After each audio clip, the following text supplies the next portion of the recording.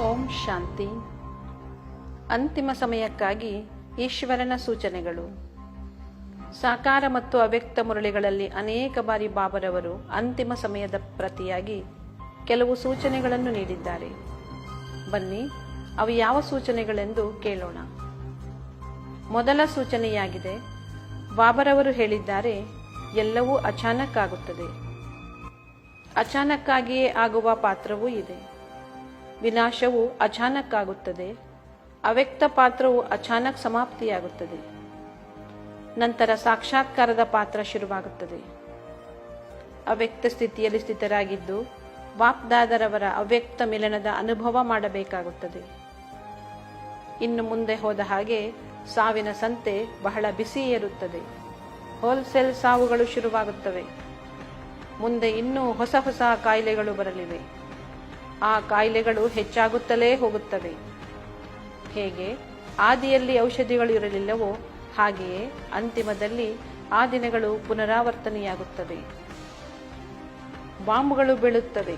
ಭಾರತದ ಪಾತ್ರವು ಜಾಗತಿಕ ಯುದ್ಧದ ಜೊತೆ ಇದೆ. ರಕ್ತದ ಹೊಳೆಯೇ ಹರಿಯುತ್ತದೆ. ಜೊತೆಗೆ ಪ್ರಾಕೃತಿಕ ವಿಕೋಪಗಳೂ ನಡೆಯುತ್ತವೆ. ನೀರಿನ ಒಂದು ಹನಿಗಾಗಿ ಜನರೆಲ್ಲ ಕಾತರಿಸುತ್ತಾರೆ. ವಜ್ರದ ಉಂಗುರವನ್ನೇ ಕೊಟ್ಟರೂ ಒಂದು ಹನಿ ನೀರು ಸಿಗುವುದಿಲ್ಲ.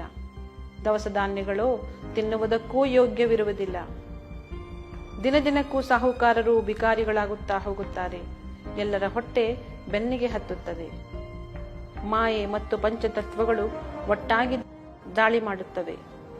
ಎಲ್ಲ ದುಷ್ಟ ಕಾರ್ಯಗಳು ನಿಂತು ಹೋಗುತ್ತವೆ. ಮನೆಯಿಂದ ಹೊರಬರಲು ಸಾಧ್ಯವಿರುವುದಿಲ್ಲ. ಎಲ್ಲಿಯೂ ಸುರಕ್ಷತೆ ಇರುವುದಿಲ್ಲ. ಪ್ರೇತಾತ್ಮಗಳ ಪ್ರಭಾವ ಹೆಚ್ಚಾಗುತ್ತದೆ. ಮನುಷ್ಯರು ಚೀರಾಡುವುದರಲ್ಲೇ ತೊಡಗಿರುತ್ತಾರೆ. ವಿಜ್ಞಾನದ ಸಾಧನೆಗಳು ಸೋಲುತ್ತವೆ. ವಿದ್ಯುತ್ ಸಮಾಪ್ತಿಯಾಗುತ್ತದೆ. ಕೇವಲ ಮಧುಬನದಲ್ಲಿ ಮಾತ್ರ ಪ್ರಕಾಶವಿರುತ್ತದೆ. ಒಂದು ಕಡೆಗೆ ಅತಿಯಾದ ವಿನಾಶದ ನಗಾರಿ ಬಾರಿಸುತ್ತಿದ್ದರೆ ಮತ್ತೊಂದು ಕಡೆ ಶ್ರೀಕೃಷ್ಣನ ಜನ್ಮದ ಧ್ವನಿ ಮೊಳಗುತ್ತದೆ.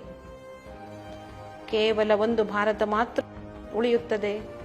ಬಾಕಿ ಎಲ್ಲ ಖಂಡಗಳು ವಿನಾಶವಾಗುತ್ತವೆ. ಒಂದು ದೇವಿ ದೇವತಾ ಧರ್ಮ ಉಳಿಯುತ್ತದೆ. ಉಳಿದ ಎಲ್ಲ ಧರ್ಮಗಳು ನಾಶವಾಗುತ್ತವೆ. ಈ ಎಲ್ಲ ಭಯಂಕರ ಪರಿಸ್ಥಿತಿಗಳನ್ನು ಯಾವುದೇ ಏರುಪೇರುಗಳಿಲ್ಲದೆ ಎದುರಿಸಲು ಬಯಸುತ್ತೀರಿ ಎಂದರೆ ಈಗ ಅಂತಿಮ ಸ್ಥಿತಿಯನ್ನು ಎಷ್ಟು ಸಾಧ್ಯವೋ ಅಷ್ಟು ಬೇಗ ತಯಾರು ಮಾಡಿಕೊಳ್ಳಿ. ಇಲ್ಲವೆಂದರೆ ಮತ್ತಷ್ಟು ತಡವಾದೀತು. ನೆನಪಿರಲಿ, ಈಗಿಲ್ಲದಿದ್ದರೆ ಇನ್ನೆಂದಿಗೂ ಇಲ್ಲ. ಓಂ ಶಾಂತಿ.